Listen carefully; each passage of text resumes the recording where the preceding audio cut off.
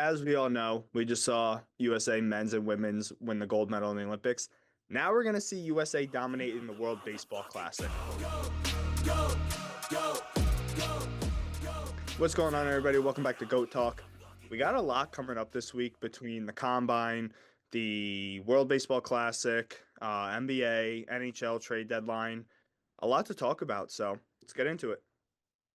Greg is the NBA professional here, so we'll leave a nice little segment to him when the time comes for the NBA. But starting it off on the right foot, I think the World Baseball Classic is probably the top of mind here for us to talk about as the games start tomorrow, the first exhibition games, which I did not realize also that the countries play against the MLB teams in the exhibition. I did not realize that is how this was going to operate.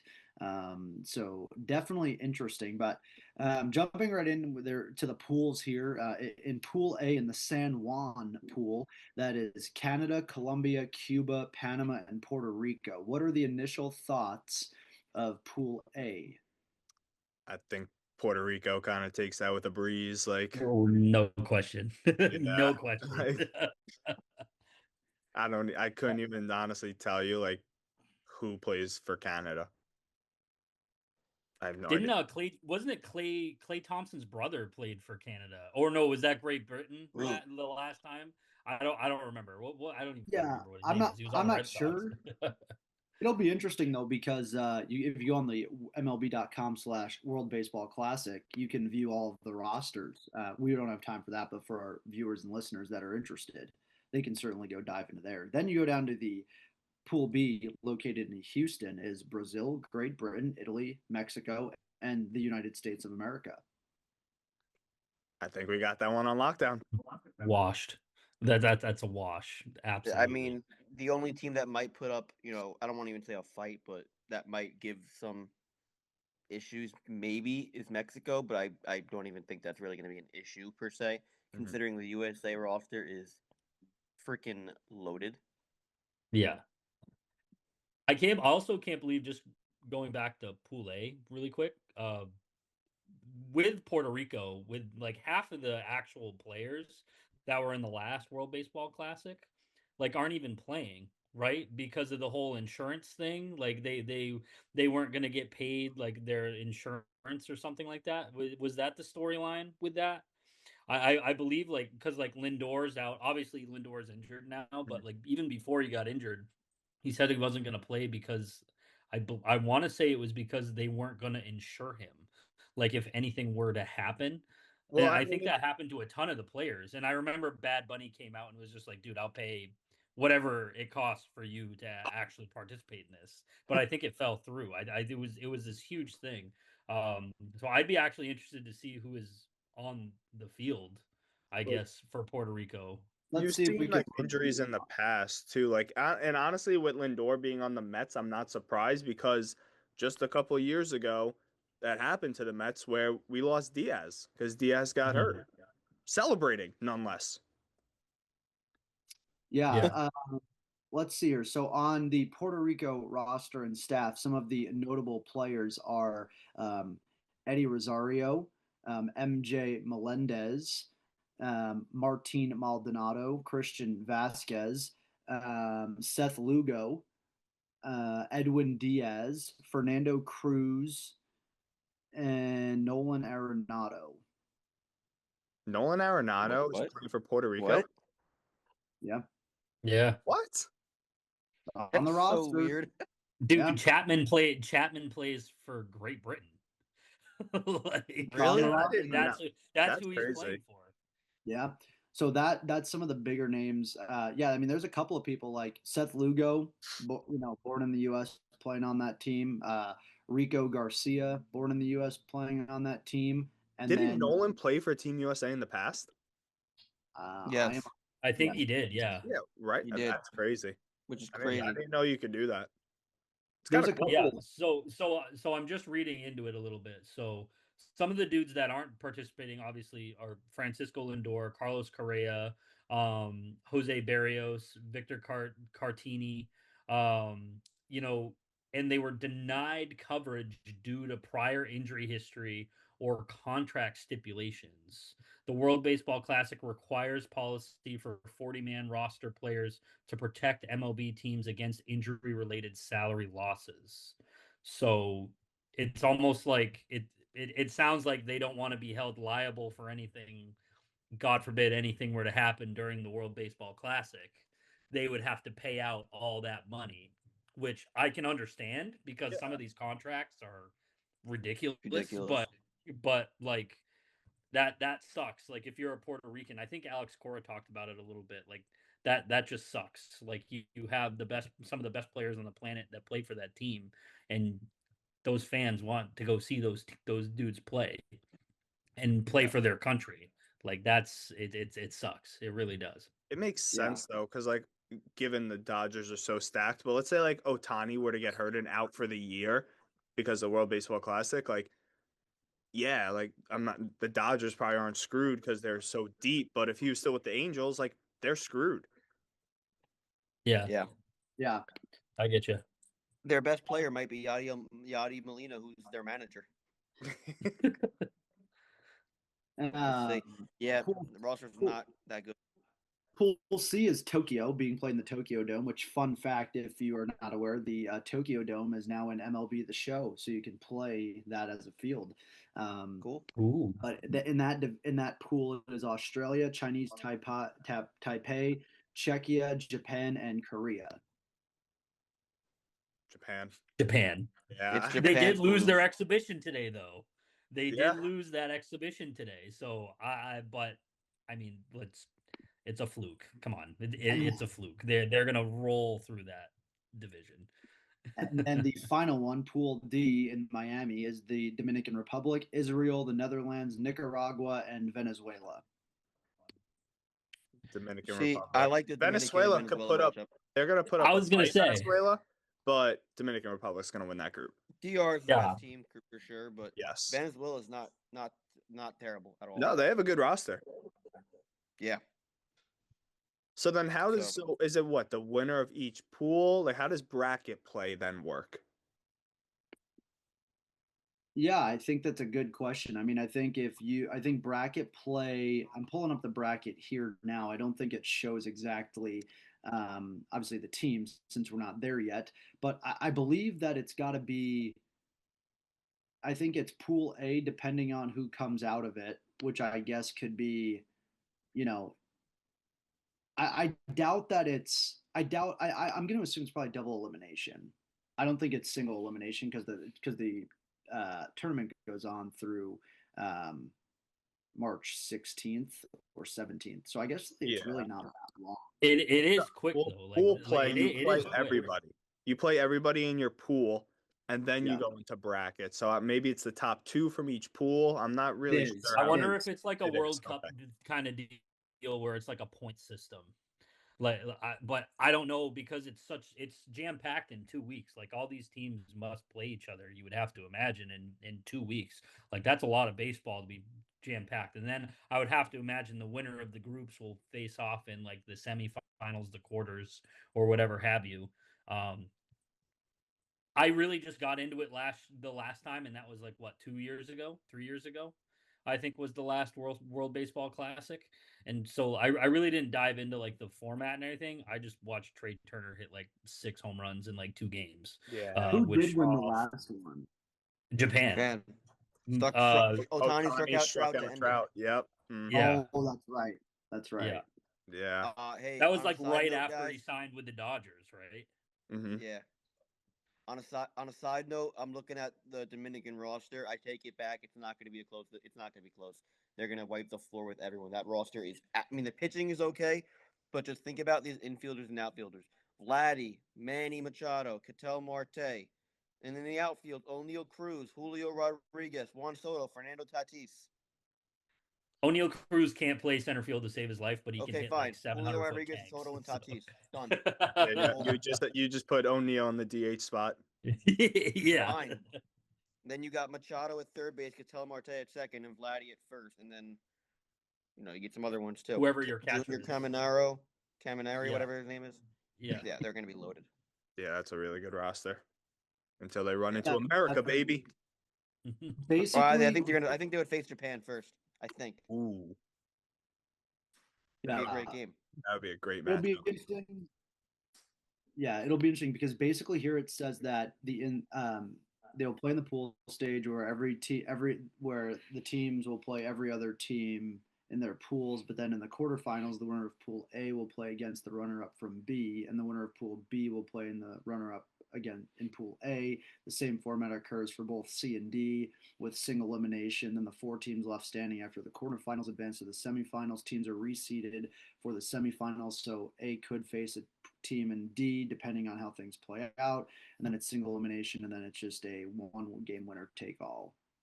So technically, 2 teams make it from each group, right? Correct.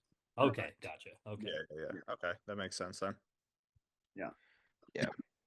Be interesting. It'll be quick. It'll happen quick. Yeah. Spring training's over in like 2-3 weeks, and then it's 162 games, baby. Yeah. Ready to go. Yeah, you figure what the baseball classic and then a week after it ends is opening day. Yeah. Opening days, I think the 26th, I think this year. So yeah, and it's only one. I think it's one game. I think we talked about it last week. It's San Fran and the Yankees, isn't it? Yeah. Way out on the West Coast, it's like a 10:30 game. I'm just like, oh, Yeah. What a way to start the season. Yeah, woohoo! I wish a side note on that though, I wish the MLB kind of did something like the NFL does in the NHL. Like the team who won the World Series gets the first game. They do the banner raising, they do everything, and then they just play a team that either they played in the playoffs previously or sometimes it's even a rematch of, the Super Bowl or the Stanley Cup respectively. I wish the MLB did that. It'd be kind of cool to like go see all of that, but they just don't. Yeah, I Well, like that so format too because you like you said, like you're the returning champs, right? You're defending your title in the season, so you do deserve the first game. Like you deserve a national televised game where you're the only team playing that night. Like you won the whole thing. You deserve Yeah. credit. Well, do you remember like a couple years ago? I think obviously it was a different circumstance. Like I think the Mariners played over in Japan for like the first official game of the year. Like, do you know? I'm looking into it right now.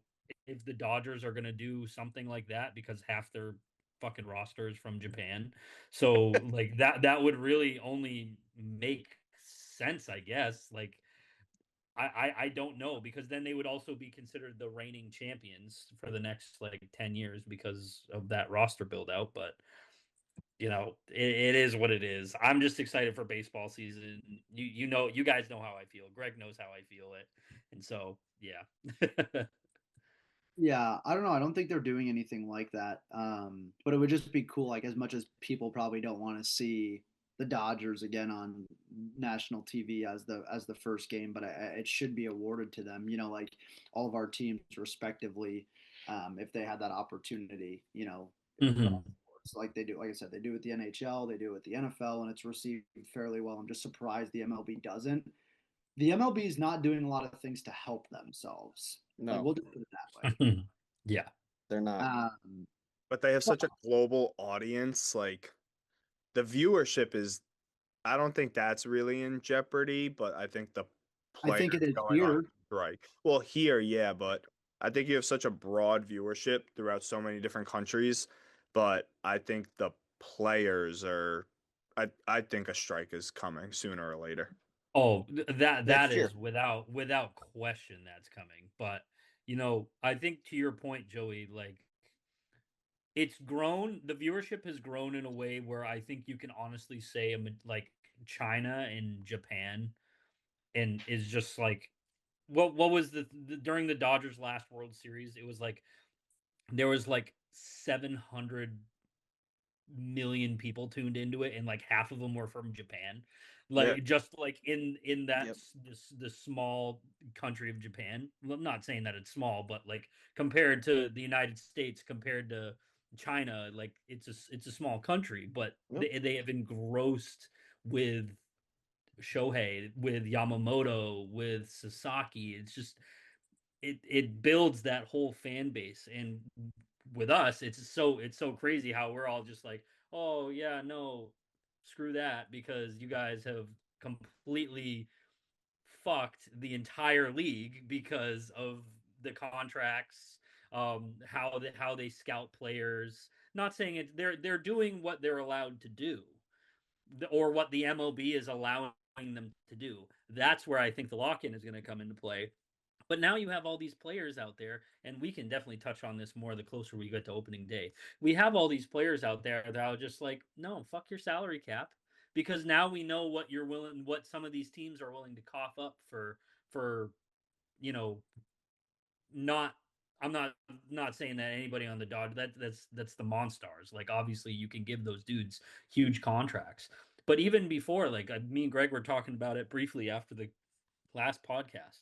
Like you give a guy like in what was that 2019? When did Garrett Cole sign? 2019.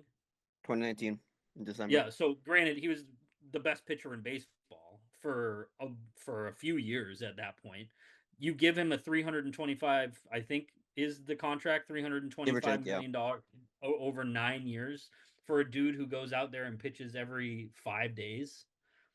Like I don't know, but if I'm the other players, you're just like, okay, I can get that, or I can get somewhere near that without, much of a hassle. So I don't know. It's going to be really interesting. I can predict that we're not going to have baseball in 2027 for at least a decent amount of time. So I'm just ready to soak it in as much as I can while it's here. Now, let me ask you guys something. Do you think that, because you're saying that in 2027, you don't think we're going to have baseball for a little bit, there'll be a lockout and whatnot. If somehow, some way, the Dodgers do not win the World Series this year, do you still expect a lockout?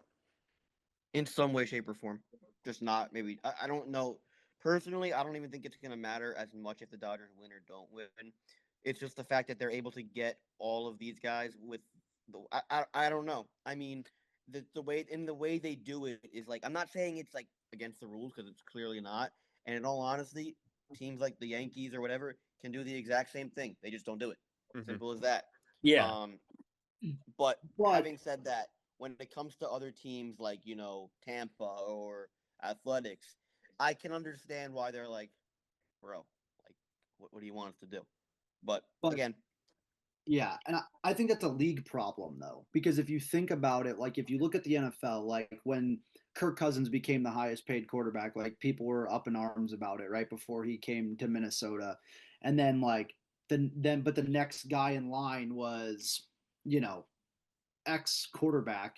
Like it's so much more plateaued across like the NFL or the NHL. Some guys did barely make, they get like 4x4s.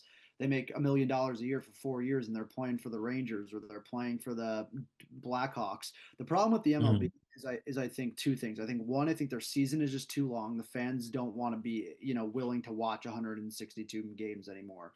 I think two, I think if they don't fix the problem of like either setting some sort of salary cap or luxury tax on it, the people who are fans of the teams that don't get that, or even fans of the teams that have the ability to do it but are not doing it, aren't going to watch it. Like I don't watch 162 baseball games. Granted, it's not my top sport, but I don't sit and watch every single Yankees game because there's another 7 games in the next 2 weeks. Whereas like in the NFL, there's one Sunday, one Thursday, one Monday. Like it's much. It's an event. It's an event. Correct. Right. Like the MLB is like not an event to me anymore. It's just, yeah, it's on. And that's just me. Maybe you guys see it differently, but I just don't feel like there's as much excitement around baseball as there used to be. Yeah. Joey, I'll chime in on that. And your initial question, I think, was more, I think if the Dodgers don't win the World Series, it'll be worse. Like the lockout will last longer, because now the owners are going to be like, see, told you. We can win without all of this happening, and we can win with a minimum salary, so that way we can implement a salary cap. So we can win without this, right? And I think with the players, and I've just seen a couple of interviews, especially with the big wigs and the players that are attached to the Players Association, where it's just like, fuck your salary cap, dude. Now that you should have done this years and years and years ago, the last time we had a lockout. But like in my personal opinion, I think if the Dodgers don't win, compared to if the Dodgers do win, it's just going to be like, okay, yeah, we absolutely need something has to happen with this because we can't just have like the Golden State Warriors. We can't have the 90s Bulls like winning 6 straight World Series while everybody on that roster is in their mid 30s, early 40s, still playing out of their minds and only getting paid like $1 million or 2 million a year. Like, right? But now if you have a team like it won't happen, but think of a team like Tampa Bay. Like a couple years ago, they were in the hunt. They won the division on and what is their I don't even know what their salary hit is. I don't even think it's over 100 mil. I don't even think they're paying their players over $100 million. And if they win it, they'll be like, "Oh yeah, it's told you so." Now we can lower that salary cap so then the players have to stay under that, which I don't know how they're going to do. And that's why I think it's actually going to extend the lockout longer. Let me ask you this question though, Chris. You bring up a good point because you think about like the run that the Bulls had in the '90s, right? Mm-hmm. And then you bring up the Golden State Warriors, but like, do you think though during those times that other teams knew what they were up against, but they still felt like they had a chance more so than the MLB teams do now? Because I don't feel like it was talked about as much. And granted, like we weren't all, I mean, we were all alive. We were alive toward the end of the '90s run for the Bulls, but like, Mm-hmm. I don't know. Was it as prominent of a problem because there was more diversity in the league from a monetary standpoint, where you still had your Celtics and the Utah Jazz at the time, like teams that were still in the mixed? Where in the MLB, everyone I feel like from the get go was like, yeah, we already can't win. Well, I mean, you do bring up a good point, but from what I've seen and from what I've heard, like just from coworkers at work, my parents, they grew up with that prime team. My parents grew up with the prime the '80s Celtics. Like it doesn't get more, but also with that, you also have the Lakers. Like they were also a stacked team at that point. I think with the Bulls, it's a little bit different because you have the greatest player of all time, and they built that roster around the greatest player of all time. Greg, I see you. I see you I just there. wanted to see your reaction. That's all. That's We're not getting into that. I'm not touching that. I don't know. That is a good question though, Sal, because I still think there are really really good baseball teams like the Yankees. You have the Red Sox. You have the Astros, and maybe not so much anymore, but when they used to be, you know, I don't want to say that I think that anything can happen.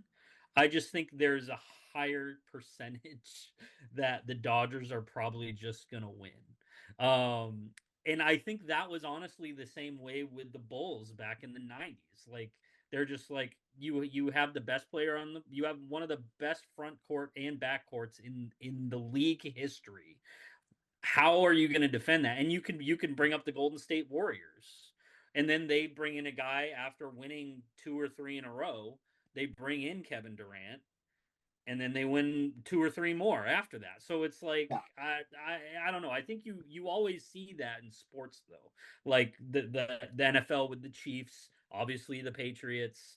Um, you had the stretch. You have the current stretch that you have with the Panthers in the NHL. And then you have NBA with the Golden State Warriors, and now it seems in the MLB it's the Dodgers. Yeah. But I don't know. I think it's I guess to answer your different question, I though. really don't know. I think that's It different because you mm, bring up the Warriors, you brought up the Chiefs, you brought up the Patriots, you brought up the Bulls, brought up the Panthers. These guys drafted these teams to where you see the Dodgers just free will signing the top free agents that there that's are. fair The other because the guys, Bulls they drafted them. drafted Jordan. Did they Yes. draft? No, they traded for Pippen. Yeah. They Okay. Pippen traded on the for So and well, then Trailblazers, they right? also signed, and they also got Dennis, not from them either. Yeah. And then even the Warriors, they got KD. But like you said, they were winning before KD. They're Yeah. drafting these players and just developing them, especially the Chiefs. They're drafting these guys, developing them into championship rosters to where the Dodgers are just here. I'm going to sign you for $100 million. but realistically, you're only getting paid $1 million this year because it's all deferred. Honestly, how many people from the Dodgers can you name right now that were actually drafted from them, like out of like legitimate like starters? Because I can only think of Will Smith. Was Muncy drafted? Oh, no, No, he wasn't Maybe. drafted by them. I thought he played in Oh. Atlanta. No. Well, think about this. Ready? Freddie I Freeman, don't remember. Atlanta. Mookie, Boston. Sorry, Chris. Ohtani. No, it's Shohei, okay. Angels, but not still. Kyle Angel Kyle Tucker. Pajes, Kike Hernandez was drafted by the Dodgers, was he not? Oh, Max Muncy was an Athletic. He was an Athletic. Okay. I mean, Yeah. I was going to say Kershaw, but he retired. So Yeah, I mean that's valid. But at the same time, like it's every year it's someone big, and guess what? I bet you next year the same story.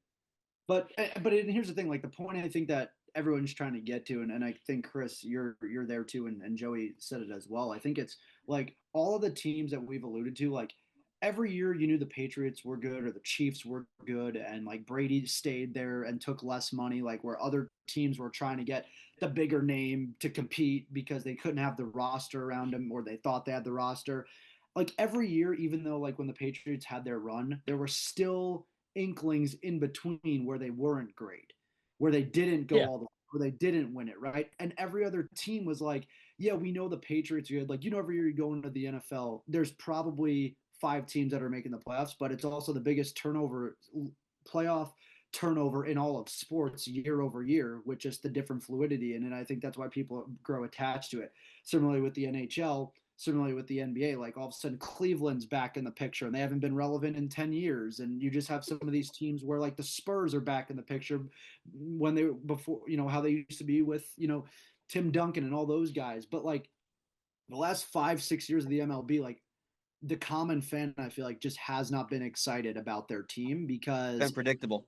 It's been 100%. Yeah. The exact word that and I think, Greg, just to your point, like you bring up a team like the Spurs, like how dog ass were the Spurs for so many years, and now like, but you draft, and Correct. that's where I think people.